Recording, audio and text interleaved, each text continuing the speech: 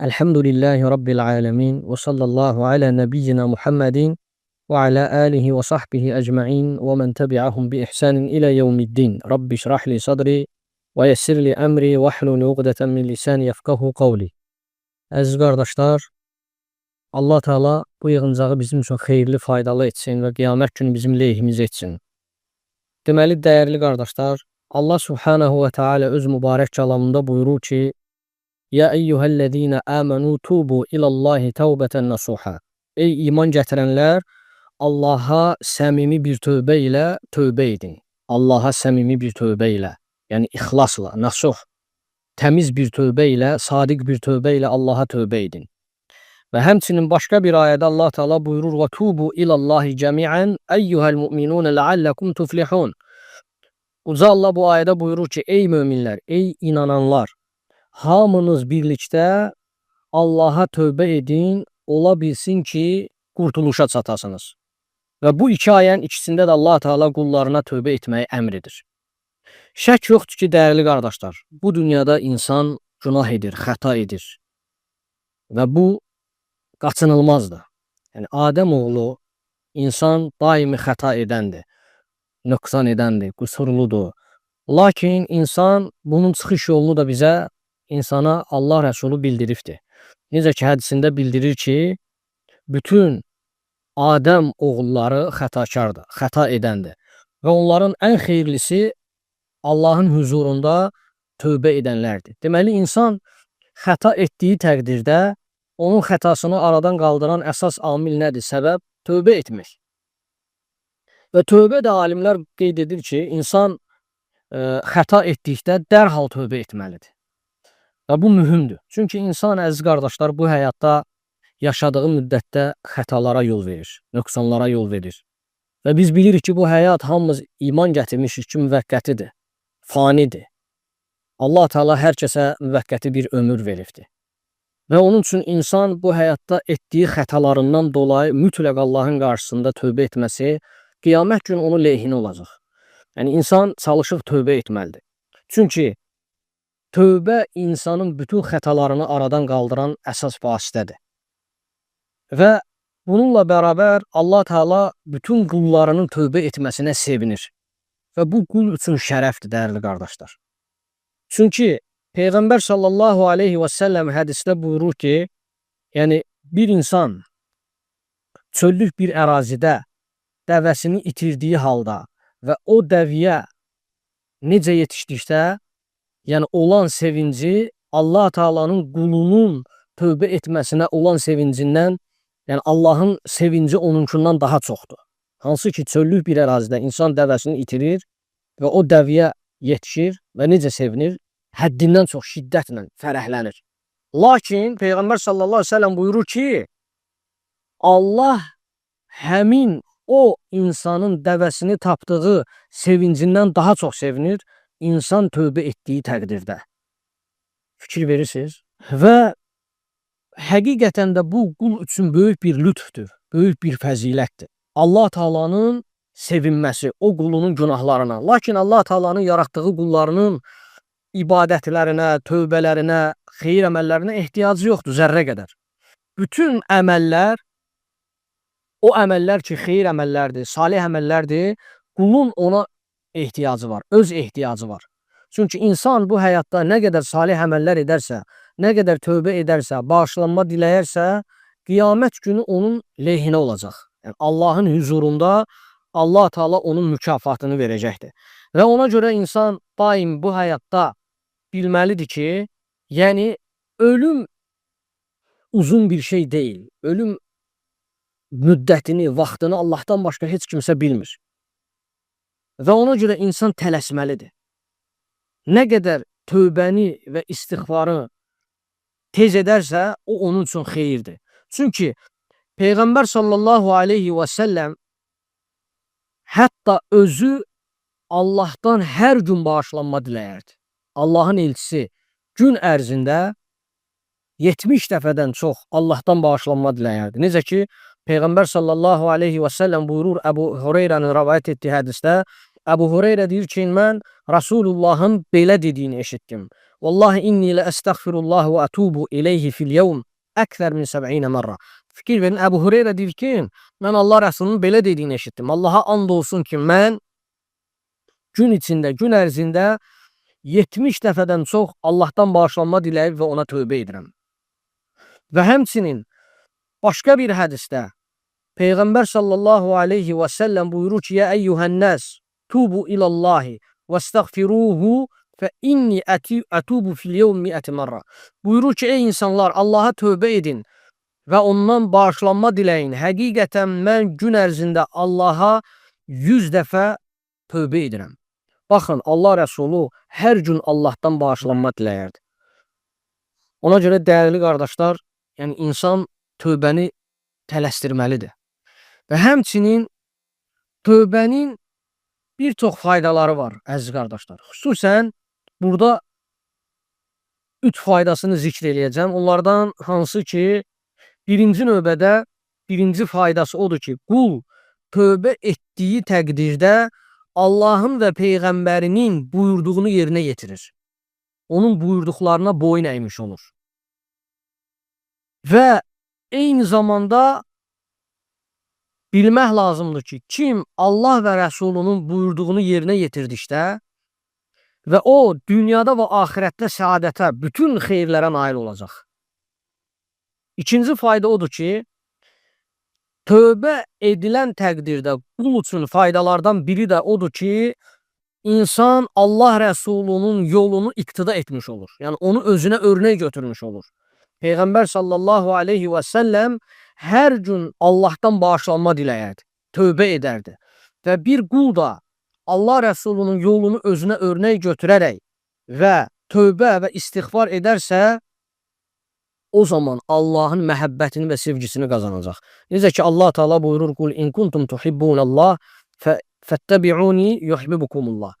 Allah Teala bu ayədə buyurur, de, əgər siz Allahı sevirsinizsə, o zaman mənim ardımca gəlin, Allah da sizi sevsin. Diqqət edin. Yəni bu ayədə Allah Teala açıq-aşkar bildirir ki, Peyğəmbər sallallahu aleyhi və səlləm, qul in kuntum tuhibbunallah fəttəbi'uni. De, əgər siz Allahı sevirsinizsə, o zaman mənə tabi olun, məni təqib edin, ardımca gəlin, yuhibbukumullah. Allah da sizi sevsin. Yəni bu onu göstərir ki, qul üçün faydadır ki, qul Allahın Rəsulunun yolunu tutub getdikdə Allahın sevgisini qazanır. Çünki Allah Rəsulu hansı əməli edirsə, hansı buyruğu insanlara buyurursa, yalnız xeyir üçündür. Üçüncü fayda, əziz qardaşlar, insan Allahdan bağışlanma dilədiyi təqdirdə günahları üçün tövbə etdiyi halda günahlarının bağışlanmasına nail olur. Və günahlarının deməli kəffarəsinə nail olur. Və eləcə də pisliklərinin yaxşılıqlarla əvəzlənməsinə nail olur. Allah Teala buyurur, deməli Furqan surəsində: "Vəllezîne lâ yed'ûne ma'allâhi ilâhen âxara və lâ yeqtulûnen nefselleti harramallahu illə bil haqq və lâ yeznûn və men yef'al zâlike yelqa əsâme." Deməli Allah Teala buyurur Furqan surəsinin 68-ci ayəsində: O kəslər ki, Allahla bərabər başqa ilaha dua etməzlər və haqsız yerə məsum canı qətl etməzlər və zina etməzlər. Kim belə edərsə, şiddətli əzaba duçar olar.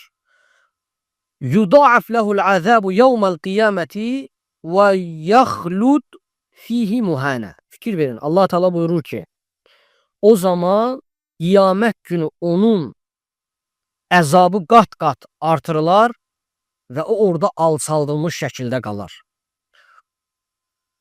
Axırıncı ayə diqqət edin. Allah Teala buyurur: "İllə men təbə və əmənə və amilə əmələn salihən fəulaikə yubəddilullahu seyyiətihim həsənət və kânallahu ğafurur rahim." Bax, diqqət edin. 68 və 69-cu ayələrdə Allah Teala günahları bildirdi və günahlarla bərabər onun şiddətli əzaba düçar olmasının qat-qat olacağını bildirdi. Və 70-ci ayədə Allah Teala buyurur, yalnız istisnaları gətirir. Kimlər? İllə mən təbə, tövbə edən və əmənə, iman gətirən və amilə əmələn salihən, salih əməllər edənlərdən başqa. Fəuləikə yubəddilullahu seyyiətihim həsənət. Allah onların pisliklərini yaxşılıqlarla əvəz elər. Və kənəllahu qafuran rahimə. Allah çox bağışlayandır və çox rəhm edəndir. Və ona görə dəyərli qardaşlar, tövbə insan üçün yalnız xeyirdir və faydadır. Və insan tövbə etməyə tələsməlidir. Və diqqət edin, hansı ki tövbə elə bir əməldir ki, tövbə etdiyi təqdirdə o Allahın sevgisini qazanır. Allahın məhəbbətini qazanır. Və həmçinin tövbə edən şəxs bilməlidir ki, insanlar içərisində ən fəzilətli olan şəxs Allahın Peyğəmbəri, Allahın elçisi hər gün Allahdan bağışlanma diləyir. Və insan Allah Rəsulunun yolunu tutub gedir. Baxmayaraq ki, Allah Rəsulu insanlar içərisində ən çox Allahdan qorxan olub, təqvalı olub. Və Allahdan çəkinən olub və buna rəğmən hər gün Allahdan istiğfar, Allahdan bağışlanma diləyirdi, tövbə edərdi. Və ona görə deyir ki, əziz qardaşım, yaxşı-yaxşı düşün. Və o Peyğəmbər o halda olduğu halda sən öz halına bax, sənin halın necədir? Və sən onun üçün tövbə etməyə tələs. Və bil ki, gedən günlər bir də qayıtmayacaq. Və sən istəməzsənmi Allahın məhəbbətini qazanasan? Sən istəməzsənmi Peyğəmbərin yolunu izləyəsən və Peyğəmbərlə cənnətdə qonşu olasan?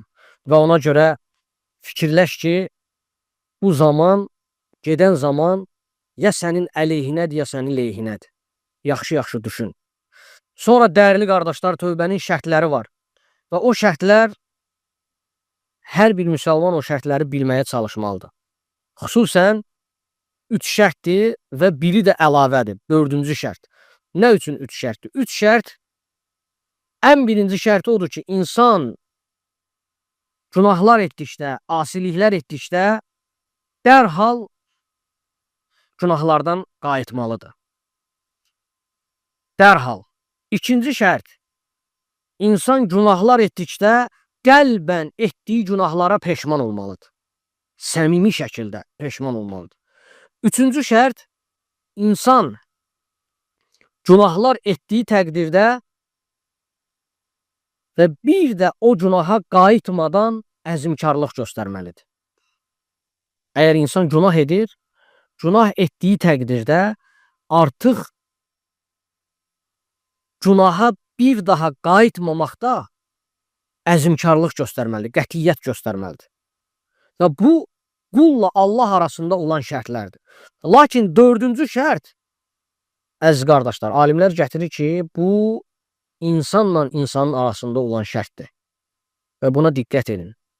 Əgər bir qul, bir insanın haqqına girdikdə, onun malını qəsb etdikdə, onun qeybətini etdikdə, onun barəsində nəmmamlıq etdikdə və ona zülm etdikdə, o zaman necə olmalıdır? Ondan halallıq almalıdır. Halallıq istəməlidir. Ona etdiyi zülmlərə görə, onun haqqına girdiyinə görə. Əgər bu baş vermədikdə, mümkün olmadığı təqdirdə, o zaman qeyd edirlər ki, alimlər, o kimin üçün haqqında qeybət edib, nəmmamlıq edib, zülm edib, malını qəsb edib, onun adından sədəqə verməlidir. Və bununla bərabər onun üçün Allahdan bağışlanma diləməlidir. Və bu şərtlər deməli yerinə yetmədən necə ki alimlər qeyd edirlər ki, yəni Allah Taala insanı əfv etmir, bağışlamır. Və ona görə insan deyir günahlardan çəkinməlidir və Allaha sığınmalıdır. Peyğəmbər sallallahu aleyhi və səlləm buyurur ki, bütün ümmətimdən hər kəs əfv olunacaq. Yalnız günahları aşkarda edənlərdən başqa və yaxud günahlarını insanlara yayanlardan başqa, ifşa edənlərdən başqa. Axşam günahlar edir, səhər fəxrlə onu insanlara danışır. Mən belə etdim, mən belə etdim. Peyğəmbər sallallahu aleyhi və səlləm buyurur ki, onlar bağışlamayacaq. Ona görə insan günah edəndə, yəni özü ilə Allah arasında Allahdan bağışlanma diləməlidir. İnsanlara ifşa etməməlidir günahlarını. Çünki insan günahları etdikdə bilsin ki, artıq o onun əleyhinədir. Qiyamət günü onun əleyhinə olacaq. Ona görə daimi insan Allaha sığınmalıdır. Və bir də dəyərli qardaşlar, tövbənin bəlli bir vaxtı var, məhdud bir vaxtı var və bunu bilmək lazımdır. Peyğəmbər sallallahu aleyhi və səlləm buyurur, İmam Tirmizinin rəvayətində buyurur ki, qulun tövbəsi nə zaman qəbul olur? Allah Teala qulun ruhu boğazına yetişənə qədər onun tövbəsini qəbul edir. Yəni artıq ölüm anına yaxın, yəni daha doğrusu ruhu boğazına yetişməyənə qədər, əgər tutaq ki, insan ölüm ayağındadırsa da tövbə etsə, Peyğəmbər sallallahu aleyhi ve sellem buyurur ki, artıq onun tövbəsi qəbul deyil. Bu təhlükəlidir. Yəni əgər ruh deyir, boğaza yetişdikdə, hulquma yetişdikdə artıq tövbə qəbul olunmur. Və həmçinin Allah Teala Nisa surəsində buyurur ki, وَلَيْسَتِ التَّوْبَةُ لِلَّذِينَ يَعْمَلُونَ السَّيِّئَاتِ حَتَّى إِذَا حَضَرَ أَحَدَهُمُ الْمَوْتُ قَالَ إِنِّي تُبْتُ الْآنَ. Diqqət edin, Allah Teala buyurur ki, deməli o kəslər ki, pisliklərini davamlı şəkildə günahlar edirlər və onlardan birinə ölüm yetişdiyi zaman indi mən tövbə etdim deməsinin heç bir faydası yoxdur. Onun deyir tövbəsi yoxdur. Yəni, Allah deyir onun tövbəsini qəbul etməz. Ona görə insan tövbəni tələsdirməlidir. Və həmçinin Əbu Hüreyrənin rəvayət etdiyi hədisdə Rasulullah sallallahu aleyhi və səlləm buyurur ki, deməli, günəş məğribdən çıxana qədər Allah Teala qulun tövbəsini, yəni çıxan müddətə qədər tövbəsini qəbul edəcək. Yalnız artıq günəş məğribdən çıxması nə deməkdir? Batdığı yerdən. Qiyamətin böyük əlamətləridir. Günəş batdığı yerdə çıxanda artıq tövbələr qəbul olunmayacaq. Qapısı bağlanacaq. Ona görə Peyğəmbər sallallahu aleyhi ve sellem buyurur ki, Allah qulun tövbəsini günəş batdığı yerdən çıxana qədər qəbul edir. Artıq batdığı yerdə qəbul olunmur. Niyə? Çünki qiyamətin böyük əlamətidir. Ona görə əziz qardaşlar, hər bir insan bilməlidir ki, ölüm yaxındır. Heç kimdir bilmir ölüm nə zaman baş verəcək. Və insan nə qədər yaşayacağını deyir bilmir. İnsan deyir bəzən unudur. Ona görə deyir ki, sən çalış daim Allaha tövbə et. Və tövbə etməyə də tələs. Çünki tövbənin bəlli bir vaxtı var. Və o vaxtı keçirmə. Və zaman qısadır. Bəzən insan elə bilir ki, onun üçün uzundur. Ona görə dəyərli qardaşlar, hər birimizin üzərinə düşən daim tövbə etməkdir. Allahdan bağışlanma diləməkdir. Çünki tövbə və Allahdan bağışlanma diləmək, istiğfar insanın qiyamət günü əməl dəftərini zənginləşdirəcək. Allahdan istəyirəm bizi daim özünə tövbə edən, ondan bağışlanma diləyən qullarından etsin. Allahdan istəyirəm bizim hər birimizi etdiyimiz əməlləri razı qaldığı şəkildə olan əməllərdən etsin. Allahdan istəyirəm bizi, valideynlərimizi və zürriyyətimizi bağışlasın. Subhanəkallahumma və bihamdik, əşhədu ən la ilahə illə əntə, əstəğfiruka və ətubu ileyk.